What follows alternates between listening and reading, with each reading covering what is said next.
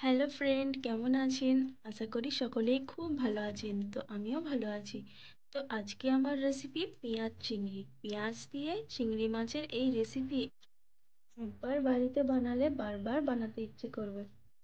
তো দেরি না করে আসুন রেসিপিটা শুরু করা যাক। বাই দ্য ওয়ে, আপনারা দেখছেন বেঙ্গলি কুকিং হাউস। এখানে আমি চিংড়ি মাছ নিয়ে নিয়েছি, কেটে ধুয়ে পরিষ্কার করে নিয়েছি। এবার এর মধ্যে আমি দেব 1 চা চামচ হলুদের গুঁড়া আর 1/2 চা চামচ লবণ।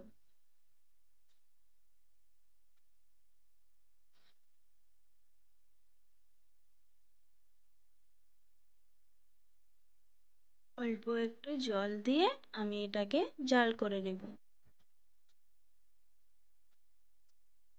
দেখুন, এভাবে আমি জাল করে নিচ্ছি।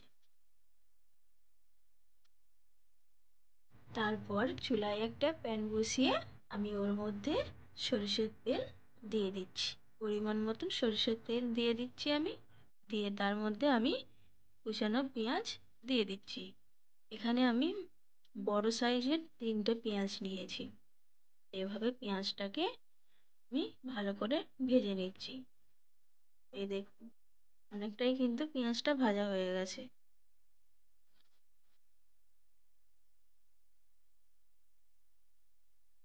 দেখুন, এভাবে লাল লাল করে আমি পেঁয়াজটা ভেজে নিয়েছি।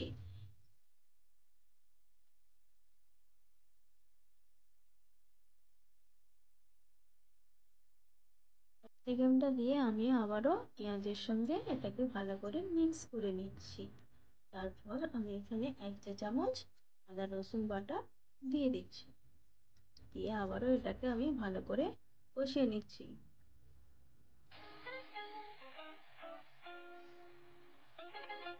আমি এর মধ্যে কিছু মশলা অ্যাড করব।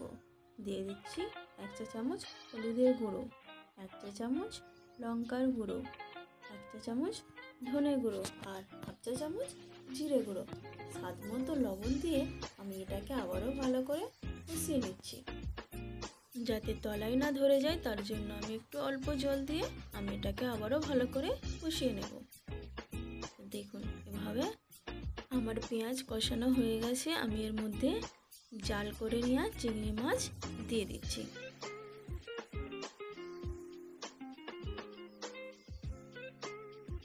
দিয়ে আমি এটাকে আবারও ভালো করে পেঁয়াজের সঙ্গে কষিয়ে নেব। এভাবে ভালো করে নাড়াচাড়া করে ভালো করে কষিয়ে নিতে হবে। তো আমার প্রায় কষানো হয়েই গেছে। আমি এবারে জল দিয়ে দেব। এখানে আমি পরিমাণ মতন জল দিয়ে দিচ্ছি। বেশি জল দেওয়ার দরকার নেই, অল্প একটু জল দিলেই হবে।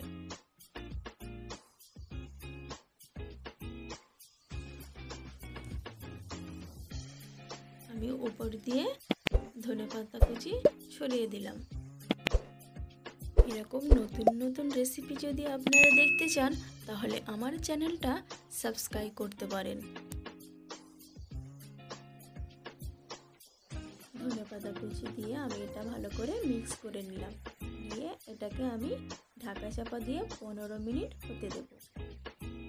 15 মিনিট পর আমি ফিরে আসছি। এই দেখুন, কত সুন্দর চিংড়ি মাছটা কিন্তু হয়েছে। রেসিপিটা কেমন হয়েছে লাইক বা কমেন্টের মাধ্যমে আমাকে অবশ্যই জানাবেন। আর ভিডিওটা যদি আপনাদের ভালো লেগে থাকে তাহলে সাবস্ক্রাইব করতে পারেন। ভালো থাকবেন, সুস্থ থাকবেন।